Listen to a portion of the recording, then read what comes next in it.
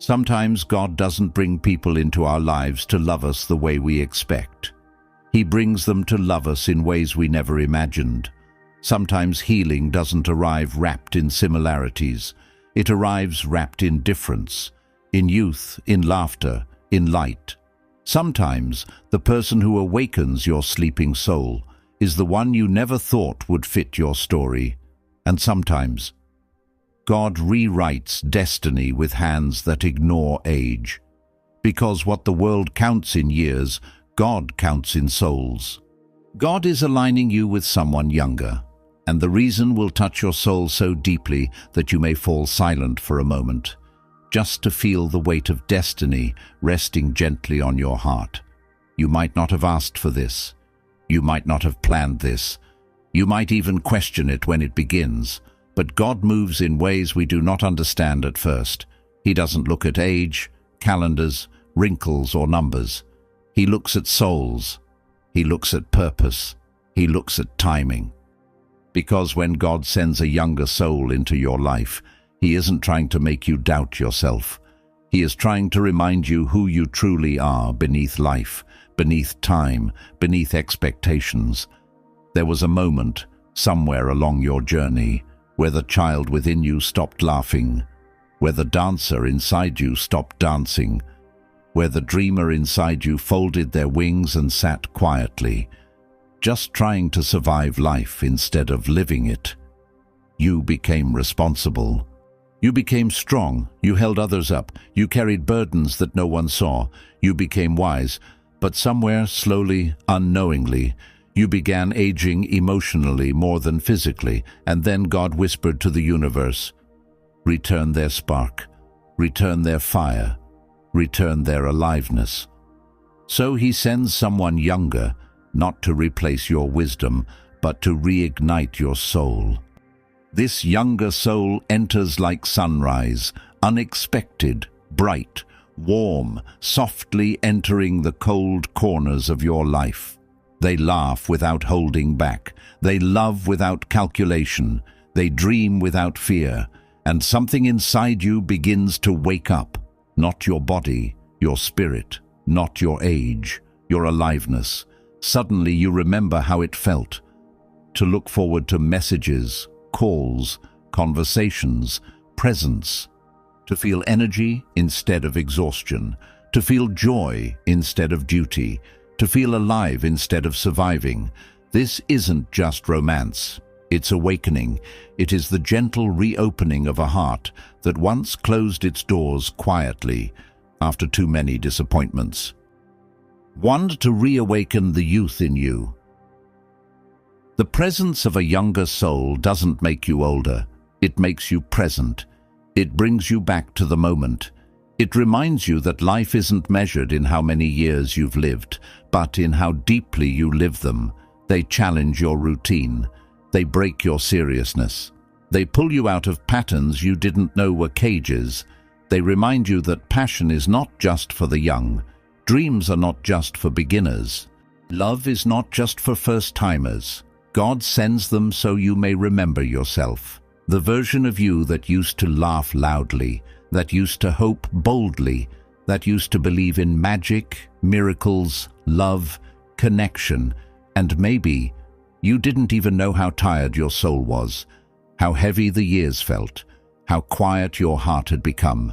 But God knew, and He sent someone with flame in their eyes to warm the parts of you that went cold. Too, because you're spiritually mature now. Understand something profound. God does not align such souls randomly. This connection is a reward of growth. You have walked through storms. You have known heartbreak. You have learned patience. You have matured not just in age, but in spirit. You don't beg for love anymore. You don't chase validation. You don't compete.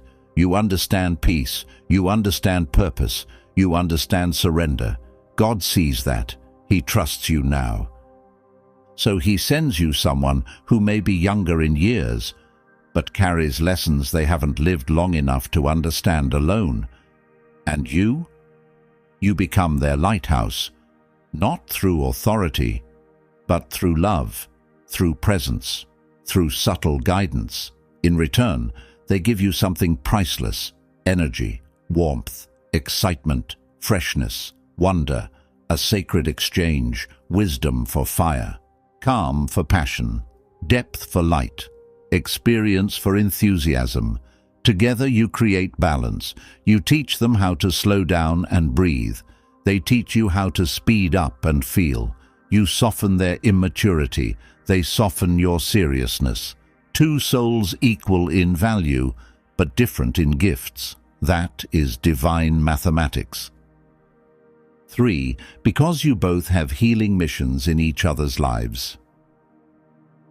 Sometimes God sends people not as lovers first, but as healers, not to fill a space, but to awaken a space you forgot existed.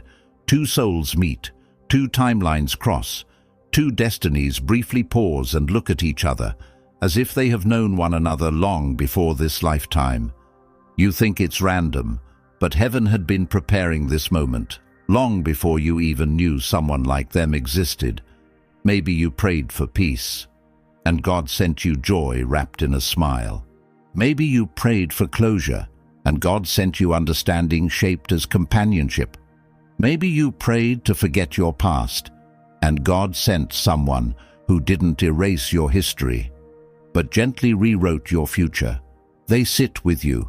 They listen to your stories, the ones you thought no one cared to hear anymore. They hold your pain softly, not by fixing it, but by witnessing it. Their presence becomes medicine. Your presence becomes guidance. It's a healing exchange, sacred, mutual, divine. They heal you by reminding you that love can be gentle. You heal them by showing that love can be wise. They heal your loneliness. You heal their confusion. They bring innocence, not immaturity, but the purity of heart that the world hasn't managed to corrupt yet. And through their eyes, you see yourself differently, not older, not tired, not late, but beautiful, worthy, chosen. Maybe you didn't need a partner. Maybe you needed a mirror held by God's hand, a mirror that reflects who you truly are, without the weight of years, disappointments, or self-doubt. Sometimes the younger soul is not your replacement chapter. They are your redemption chapter. They come as proof that your story isn't over. It's evolving. 4. Because love doesn't count numbers, only souls. Age measures the body, not the soul. Wrinkles belong to the skin, not to heart. When God writes about love, He uses timing, not age. He aligns souls, not birthdays. He counts prayers, not calendars. In the spiritual realm, you both are ageless. You are two ancient souls, meeting again in a new timeline. That's why the connection feels instant. That's why silence with them feels safe. Perhaps you have met before, not in this lifetime, but somewhere beyond memory. Somewhere between fate and eternity, your souls recognize each other. Long before your names do, the world may see numbers, 5 years, 10 years, 15, but heaven sees alignment. People may whisper, doubt, question, but God smiles knowing He has connected two hearts that speak a language others cannot hear. Love isn't always symmetrical. Sometimes one heart carries history, the other carries hope. One has walked through fire, the other still learns to use wings. But together, fire becomes light, and wings learn direction. Love is not always equal in age, but always equal in soul worth. 5. To teach you unconditional love. A younger partner may not offer sameness, but they offer sincerity. They love with presence, not possession. They are in love with curiosity, not caution. They are in love with freedom, not fear. They remind you that love isn't meant to feel like a cage, but a home. Their energy is unpredictable, sometimes fast, young, wild. Yours may be calm, patient, grounded, but unconditional love exists where differences become bridges, not barriers. You stop worrying about public opinion. Because love that comes from God does not need permission from people. You learn to let love breathe. You learn to love without ownership. You learn that the heart expands when it stops controlling and starts trusting. It is not you raising them. It is both of you raising each other into better versions of yourselves. You teach them maturity. They teach you simplicity. You teach them depth. They teach you joy, slowly, beautifully. God rewrites your understanding of love. Maybe your past taught you that love must hurt. Maybe you lived in stories where love meant crying alone. Maybe you believed love comes with sacrifice, silence, or pain. But this time God says, let love be gentle, let love be kind, let love be effortless, let love heal you. No force, no fear, no chains, just soul meeting soul, in a place where age is irrelevant. 6. Because God wants to rewrite what love means to you. You may have known love before, but this love feels different. It doesn't drain you. It doesn't confuse you.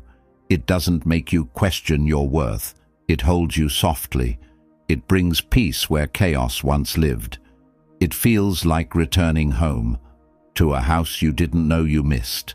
This younger soul teaches you that love can be playful and peaceful together, laughing at midnight conversations, hands touching without rush, hearts speaking without fear. They are like a breeze through an old window, new air entering familiar rooms. Love begins to feel light again, youthful again, sacred again. Not dramatic, not painful, not conditional, just real, just warm, just free. And you think, maybe love was never lost. Maybe it was just waiting for the right alignment between divine timing and open hearts. God sends them to restore what your past dimmed, your belief in softness, your desire for connection, your ability to feel joy without guilt. And if you are listening to this right now, maybe this message was meant for you. Maybe God is preparing your heart for a love that doesn't look like the one you imagined. Maybe He is sending someone younger, not to remind you of your age, but to remind you of your aliveness. Not to replace your past, but to rewrite your future. A future where you are seen, valued, cherished, chosen. Maybe this time love won't break you. It will rebuild you. Maybe this time love won't drain you. It will heal you. Maybe this time God is giving you what you always gave others: purity, care, devotion. So tell me, did this touch your heart? Did you feel something shift inside you? If yes, write, "I receive this" with faith in the comments. Let your soul speak. Let destiny begin.